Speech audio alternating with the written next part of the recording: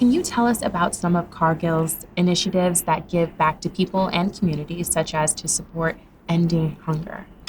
So Cargill is a global company, so we are doing work right here in the United States, and we're doing work globally.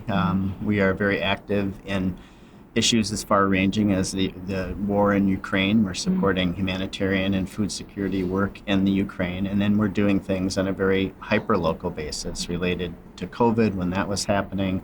Most recently, doing some support through Hurricane Ian here in Florida.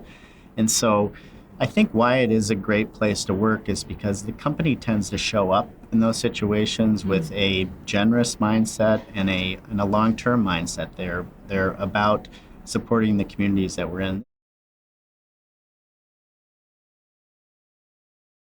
So one of the things that we're really focused on is helping food banks have the ability to take in protein. So one way they do that is through rooms that are called protein PACT rooms, which are USDA approved and monitored rooms where meat can be taken in if it's packaged in large bulk sizes and repackaged in sizes that families can more easily obtain and take home and store at home.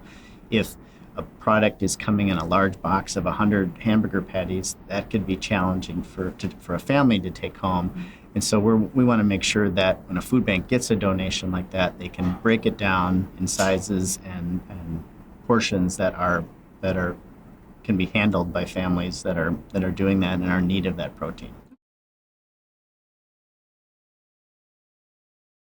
Well, protein is a staple to our diet, and there is a protein gap in the U.S. food banking system, about 500 million pounds by some estimates, according to Feeding America. Wow. And unfortunately, there is a lot of protein that is in the system, but there aren't great ways for that protein to get to food banks. And so that's what we're focused on. We're focused on if there is the availability of protein to be donated, that food banks can handle it, and they can take it in, they can do it safely, and they can distribute it as fast as possible.